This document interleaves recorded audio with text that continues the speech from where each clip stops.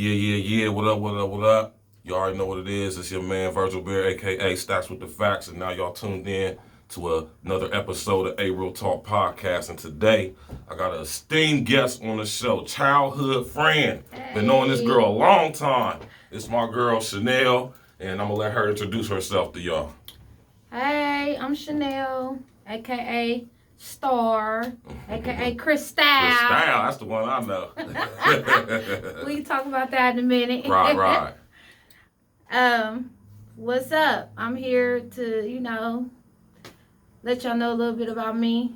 Right. And we're going to do that.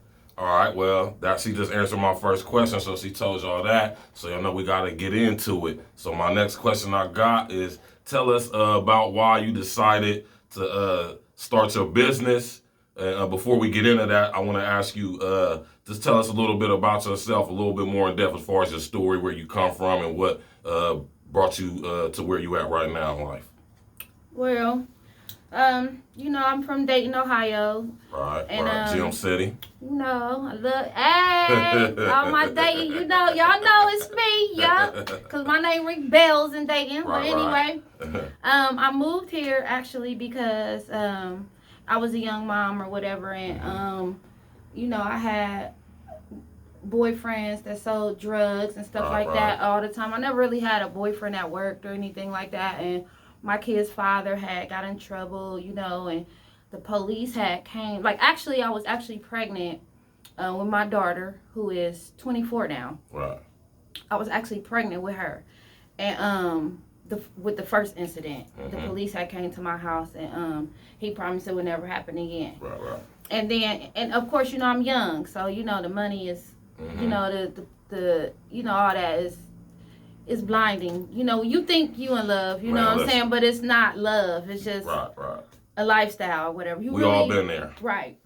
So anywho, later on I got pregnant with my son Trey, and that's the one that rap now, right? Right. Trey. And Trey, dad actually, ended up again. This time it was a big thing. Like, it was on the news. They was in my house. They was looking for stuff. And I was real naive to what was going on. Like, you wouldn't believe. Like, if you know me now, you just would not believe it. But I just really was real ignorant to the streets. And, but that was an eye-opener because the police came in my house, destroyed my furniture, destroyed my house, looking for drugs and stuff, like money, stuff I was very unaware of. But at the end of the day, I just couldn't deal, with the court cases and, the people coming to me asking me where money at, where drugs at, it was just a lot. And so I decided to move here to be with my mom, where my mom was on drugs like all my life, and she got clean. She went to some program here called Faluki with First Church of God. First Church of God is... That's supposed to be some back in the day type stuff there. Yeah, it was. It was like... First Church of God was on Brighton Road.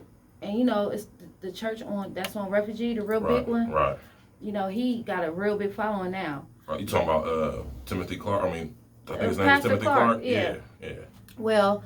Back then, First Church of God. Yep. Yeah. First Church of God. And I want to plug them because, I love him. I mean, I'm not a church. Listen, I don't go to church every week because I was raised in the church. And I don't know if y'all understand all that. But being raised by your grandparents, you go to church 8 days a week. Right. Period. Right. So, period. You in the choir, you on the usher board, you know what I'm saying? You going to revivals, you going to weekend, whatever, with the pastor. You doing whatever, you know what I'm saying? You paying your tithes, you taking your communion, you doing all that. And I was, I did all that.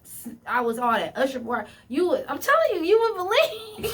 Knowing me now. Hey, I got a statement. Val didn't make us go to church like that. So I appreciate her for that, but I understand it because I know a lot of kids who would like that. Right. You raised by that Bible, and as soon as I got old enough, to get away from that, I definitely stopped the church thing because, I have my own idea of what church is. And nowadays it's so commercial. It's not, the same. Right. So I didn't raise my kids in the church, but they are godly. Like I open the Bible, I teach them, right from wrong. That's the best you can do. We have a relationship with God. So don't think I don't have a relationship with God. I believe in him. I know I'm going to heaven because I done too much to go to hell. I know that's right. But anywho, so I moved here young, you know what I'm saying, don't know nothing about Columbus, and got trapped into low income housing. And young girls, let me tell y'all, don't do it. If you don't have to, don't do it. Right. See, the world is, you know, that it's the way that you can't have a dad in the house. You can't have, you know, it's rules to having that, and those rules affect your family. Right. Your children. Right. You know what I'm saying? And it's like, I don't know what you. Virgil, he talk about it a lot. Like, we know what you talk. We talking about the societal influences on how we raise. It's you that know, thing. Being raised without your father being around, your mom at work, being raised in poverty and low income housing and all that. How this affect you in your adult life and all that. Right. You know, we all familiar with all of that. Right. You know so, anywho, you know, whatever. I learned that when I got to Columbus, you had to hustle. Like. Right. It's either you on or you off. Right. So gotta say that. You can't, you know, it ain't no in between. Like you work and you hustle and you eat. If you don't, you starve, period. Right. So I learned that real fast. But mind you, knowing that I had some drug dealer boyfriends, so I did know a few things about so I knew how to hustle, you know what I'm saying? But I was just always scared. Right. You get what I'm saying? But so boom, I had a friend and he always gave me money. He gave me a lot of money all the time from here. Right. I won't say his name because his name shall remain unspoken. It will remain unspoken, but it's some we know. If you know, you know. So right, if you know, you know. So boom, the friend he told me, you know, I didn't have to worry about, you know, getting money or whatever. I could go dance or whatnot. You know, you got a little shape, whatever, you go dance. I'm like, boy, bye. I'm not about to go do that. And he like, you can make money, you know, it's just about how you carry yourself. So, you know, he gave me like my first $500, right? But he told me I had to match that, right? So I made like $450 that night, and you know, it was exciting. You know, it was like, well, my first club was Misty's. Misty's. Hold on. Now, if you from Columbus and you from our era, you know what Misty's is, man. I ain't gonna go into that. Go ahead, my fuck. Listen, go ahead. When I tell y'all, this was eye-opening experience. Because I'm coming from Dayton, you know what I'm saying? Right. This is not, you know, this is a lot. Right. So these girls, they come from Cleveland or whatever, and they dance at this club, and they make money. Like normally I was just a regular girl in there, you know, just kicking it. But then I'm looking like, damn, these girls, they making some money. Like, okay, it might be, you know, it might be something to do. But so first night I made like, I made $450 or whatever, and my friend was like, yeah, that's what's up. He like, you know, but you know, you got to do this, you got to do that. Don't sell yourself. Right. And when he meant sell yourself, he meant literally sell yourself. Don't be a prostitute. So, you know, you can eat without being a prostitute. Right. But so, you know, eventually I, you know, worked at different clubs or whatever, but I ended up at the Hard Bodies. Ooh, and infamous. Now, the infamous Bodies. This is what groomed me to be the woman that I am today. Oh, memories, man. The Hard Bodies. Man. This is where I bet. We're going to get in that on another podcast. We're going to keep it on her right now, though. But so, anywho, I work at Hard Bodies. So Hard Bodies was a strip club that had no management. Mm-hmm. And the owner, you really didn't see Rest the of the owner. ass to Uncle Mike, man. Rest in peace. Yeah. But at first, you never really saw him. You know what I'm saying? His son ran it or whatever. Ran it. But really, in all actuality, the dancers ran it. Definitely. You know what I'm saying? Like, we was bartenders. We was... basically, we learned every skill, you know what I'm saying, of managing anything in each and every one of us, because we all work together, you know what I'm saying? It's like, you know, nowadays you see how the girls, they fight and they, you know, they hate on each other today. Like, we did have our little, you know, disagreements. Yeah, and we handled them in the back. Right. You feel me? But you never seen that, you know, in the front. Right. You know what I'm saying? We didn't have security. We didn't have, you know, we had somebody who acted like, who got their little $50. But at the end of the day, if it was some problems, we stuck together and we got that problem up out of there, whether it be a girl, boy, whatever. Right. You know what I'm saying? Right. But the money. You know what I'm saying? The money. So I'm getting all this money. You know what I'm saying? And I'm wasting this money. Right. And I'm seeing myself with the same money. Mm-hmm. You get what I mean? Right. I know exactly what you mean. It's just like, you know, with any hustle, you know, if you don't make nothing out of it, it's going to always remain at that, you know. Right. But I never really realized it until I ran into this dancer named Jazzy. You remember Jazzy? I don't remember Jazzy. The, Tall? Yeah. Gangster Jazzy. Yeah, I remember her. Short hair? Yeah, remember she went to prison because of over? Yeah, I remember her now, yeah. Okay, so Jazzy was my influencer. Okay? Right. So, it was me and my best friend, T, Torlina. Right. You know what I'm saying? Back then, and, you know, we hooked up on some whatever. Right. But, she took us under her wing, and she taught us, like, banking. Right. You know what I mean? Right. Like, and no dude that I ever been with ever had me open a bank account. Let you know about this, though. Yeah, like bank accounts and health insurance and, you know, keeping yourself clean, you know, hygiene, you know, just self-management. Right. I was taught self-management by a prostitute.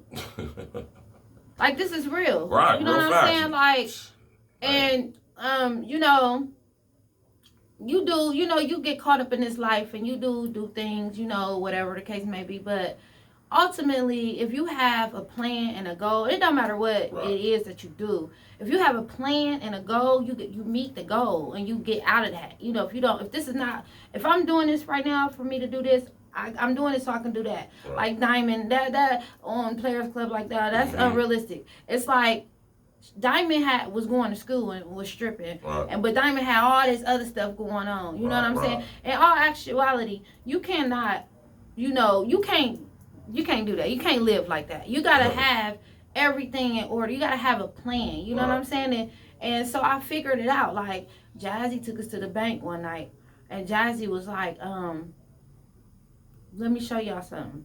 And she showed us her bank statement. Right. I'm telling you, I never had my own bank account. Right. My grandparents did that. Right. You know what I'm saying? Like, and she had like 50 bands, and this was like in 2000. Right. 2000. And she 2000, had y'all. Yeah, she had like. We ain't young, man. We look young, but we. Right. She had 50 bands in her bank account. Right. Off of stripping and tricking. I mean, well, a lot of tricking. A lot of tricking, but a lot of stripping. So it is what it is, man. It is. So she had us write down what we made every day, what we spent, and you know what we put back into. You know, putting back into your own business, like as a dancer, is getting your hair done, your nails done, and your clothes. You know what I'm saying? Because you are the business. Right. So if you ain't 100, then nobody gonna pay for you. Right. You don't have to have a big booty. You don't have to. See, that's a misconception too. Right. Because all men don't like the same type of woman. That's true. That's a fact. So you don't get intimidated, like, you know. And I was. Look at me, like I'm not. Look, I'm gonna tell you something. I'm not the popular thing. You know, I'm dark skinned. You know what I'm saying? I don't got no big old butt. You know what I'm saying? And you know, a lot. I'm not the. I love myself. Don't get it twisted. don't get it twisted, okay? Because I'm a baddie, okay? But I had to learn that. Right. You know, I was in the corner, like you know. Hair basic, nails basic, clothes basic, you know, no makeup, you know, and I'm trying to dance. And she came and she like, nah, but girl, you gotta, you know, put your lashes on, you gotta get your nails done, you gotta, you know, you gotta smell good. Do it smell good? You know, you gotta clean it. I'm pretty sure y'all know what she's talking about. Yeah, like you gotta, you know, you got to, you know, and this is real life. Like people really, it's grown women out there right now that's 30, 40 years old that don't know how to wash their vagina. I learned all this in the strip club. Right. But anyway, that gets old, you know, beauty fades, you know what I'm saying? And two, at the same time, no woman wants to be a piece of meat for the rest of their life. Right. So you start thinking like, yeah, I gotta do, what's gonna happen after this? Right. You know what What's I'm the saying? next stage? Right. What's the next step? What's next? Right. And then too, I got a daughter. See, right. What people don't really understand, and if you don't know me, you don't know. But my kids didn't see that. My kids, they thought I worked, I mopped or, my kids didn't know nothing about that life. Right. You know what I'm saying? So, and that's hard too. Right. Because it's your life. Right. You know what I'm saying? But you got to balance it, because if you don't want your daughter to go through what you're going through, then don't put it in her face. Right. And that's a perfect segue to my next question. And and this is my next question right here. And I've been knowing her for a long time, but it's good to sit down and have this hash out like this. And my question is what actually is your business right now today, and what motivated you to start the business that you have right now? Well, I have a custom designs business where I What's the name of it? It's called TWIQED. And it's TWIQED by Starr. Right. And it's custom designs, jackets, clothes, kids' clothes, adult, girls, expression jackets, T-shirts, whatever you could think of. And I can design it. Also I have a YouTube. And should I? We'll get to that at the end of the episode. She definitely on YouTube. Yeah. So what made me start my business is when I was younger, I did that. I drew. I can draw. I'm an artist. Right. Take my shit personal. Right. For real, I'm an artist. For sure. And I was born in an artist. My grandfather, he was a music composer. Right. And he wrote sheet music. Right. And, And he wrote for people like Ohio Players. Yeah, I grew up around these people. That's what's up. A lot of them bands is from the turf though. Dayton, Cincinnati, all that type of stuff. Roger Troutman. I used to date his nephew. One of my kids is related to the Troutmans. Yeah, that was like one of my first jobs, a studio, at Roger Troutman's studio. That's what's up. I was young. I never knew that. Learn something new every day. Yeah, and B.B. King and my grandfather was real good friends. Okay. And my grandfather was in the orchestra, Cliff Bailey Orchestra. And I was made to pick an instrument, sang in a choir, and I picked the drums. Right. Because I thought that it would make him not make me play. But it actually made him make me play and learn my instrument. Right. And I'm considered a percussionist. That's what the drums is. The drum is a percussion. Right, a percussion instrument. Yeah. And also, like I said, I grew up, and Nina is my best friend. Her father is an Ohio player. I love you, boo. Y'all should know who the Ohio player is. We ain't gotta get into all that. Well, her father killed her mother when we was young, and this is just a story I just like to tell. Right. Let us go ahead and tell the story. We go. She gets this money, right? Okay, so this is what got me started with my hustle hand. Right. Like how I got to like. As far as the business goes? Yeah, as far as the business mind goes. Right. Because, even, I always had it. You know what I'm saying? But I just never had a direction. Right. But, anywho, she got this money, right? She got this settlement because when when the mom died or whatever, it was insurance policy or whatever, it was this thing where she couldn't get no money till we turned. Till she turned 18. Because when she got the money, we got the money. So she got like all this money, like $250,000 like up front, and like a nice little payment every month. You know what I'm saying? So she got this money. She like, what you want to do, best friend? What you want? I'm like, I don't know. I wanna sell stuff. Right. And she's like, well, what you want to sell? I'm like, I don't know. So gotta have direction. You do. You just gotta know. You know what you want to do. You just gotta plan it out, execute it. Right. So she like, well, I know somebody. We could just get a whole bunch of purses and we could sell them. And I'm like, what? And she like, come on, let's do it. So we went out of town. We got all these purses, and mind you, we only 18 years old. And back then it really was. I mean, it was a fake. I mean, you know, it was real and fake, but it wasn't like it is now. It's like you see the design and you just like, think, you know, that's some bullshit. Yeah. You know, you can tell. It's knockoff. Right. Yeah. But we had good stuff. So you know, we spent like thousands of dollars or whatever, and then we made like all these thousands of dollars, and you know, we just kept doing that, but. We had no purpose, so we blew the money. Right, of course. You know what I'm saying? And I've always made clothes, so that's always been my passion or whatever. When I was a dancer, I made a lot of my own clothes. I didn't know that. And I sold a lot of clothes to the girls. I didn't know that either. And but you know, I always have my own style. Yeah, you know I gotta say that. So you know, then. I got hooked up with this dude now, and that's what stopped my flow. You know what I'm saying? It's always the man, girls. There's always your downfall. If it's the exact same for us men. It is. If the person is not for you, you know what I'm saying? If the person don't boost you to do positive things, nothing's ever gonna change. So if you feel like you're in a situation like that, just go. Just leave. Because it ain't gonna get better. Perfect. Anywho,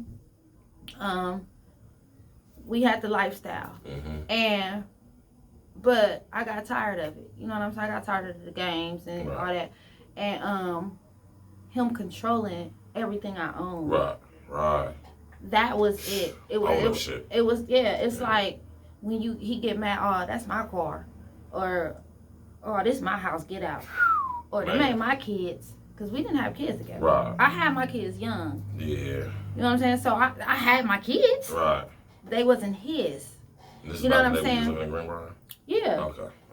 So, you know, and, you know, violence, you know, just having a fight and, you know, just because you feel like you need somebody. You know, you don't leave a situation because you feel like you can't eat without this person. Right. You know what I'm saying? And you got to man up. So basically, 8 years later, I just woke up and was like, I'm more than this. You know what I'm saying? God gave me so many talents.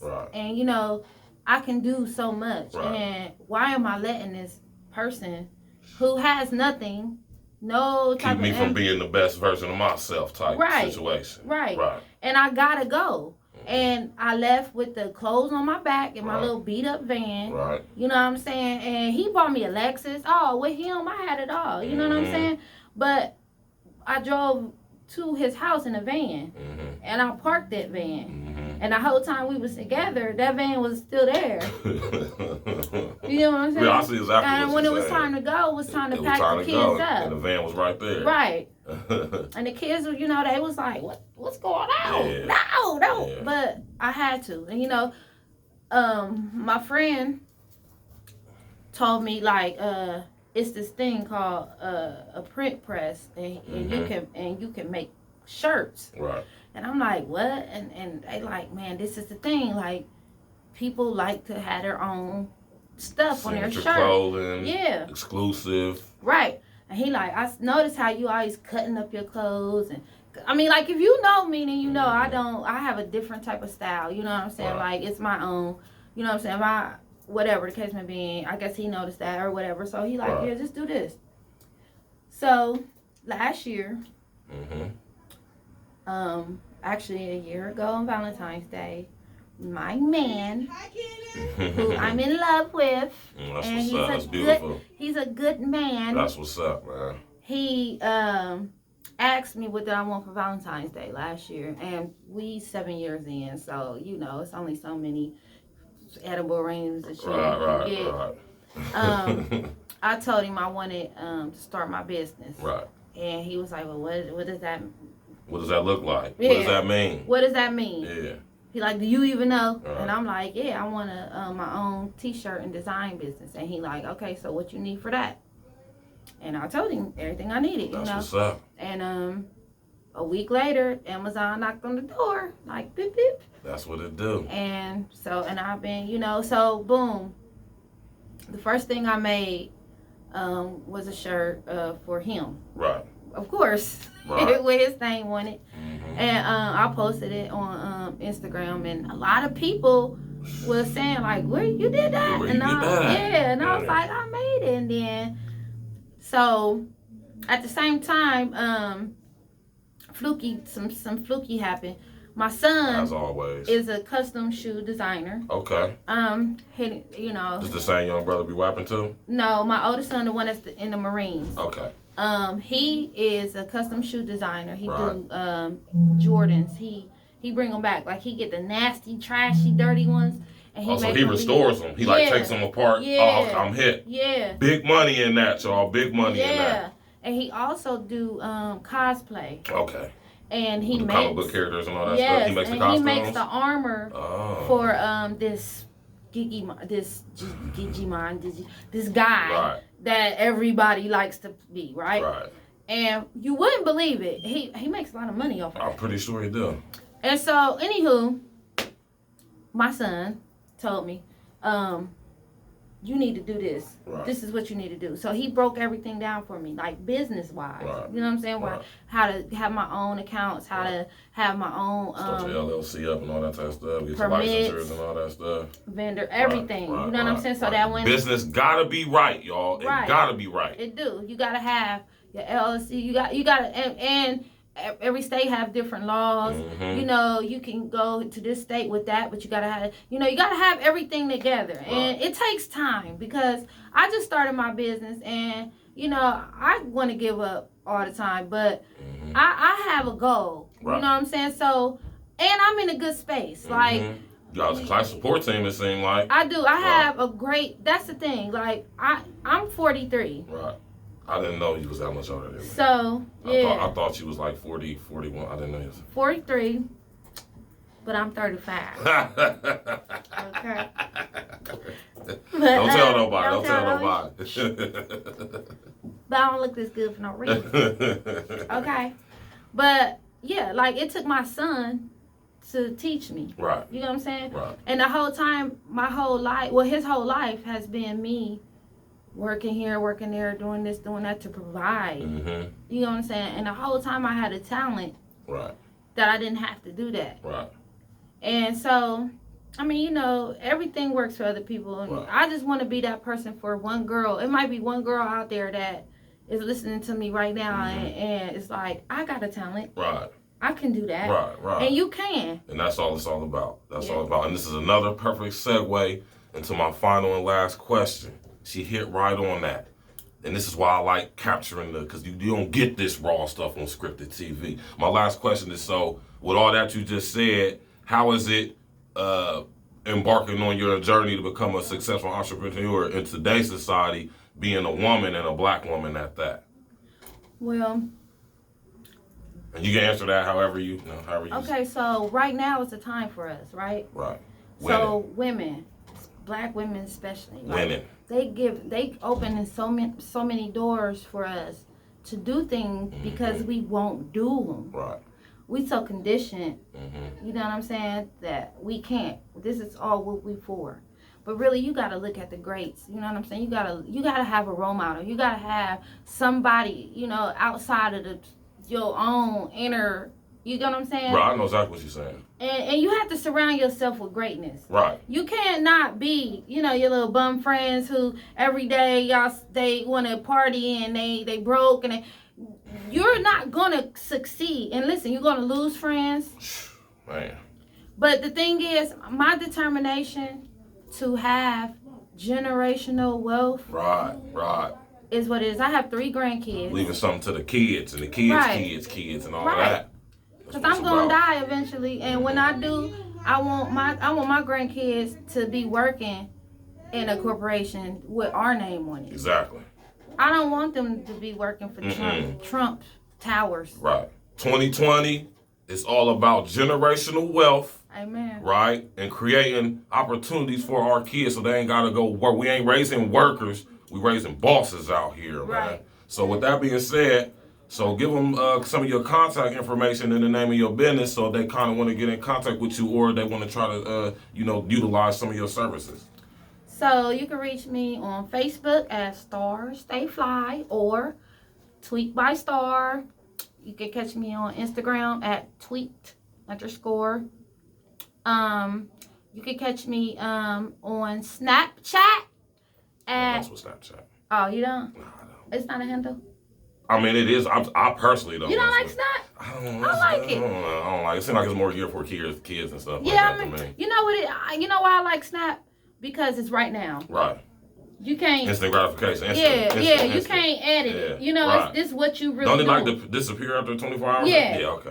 And people, if somebody record or Right. screenshot, they tell you. Right. I like it. Right.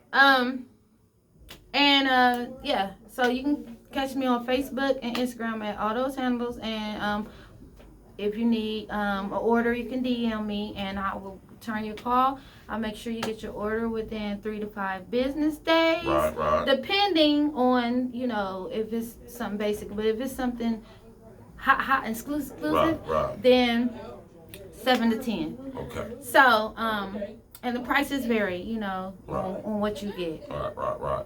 Well, you already know, like I said. We didn't say what I did. What you did? What you mean?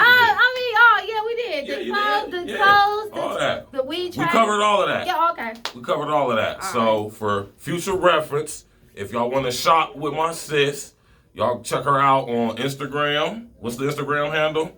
TWIQED_. Facebook. All right.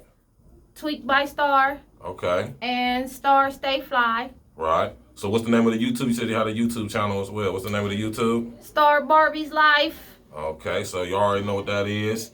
And you already know where y'all can go check me out. Y'all can check me out on Instagram at berry.virgil, all lowercase letters. Y'all can go catch out A Real Talk Podcast on YouTube. And y'all can always check me out on Facebook. Y'all know what it is.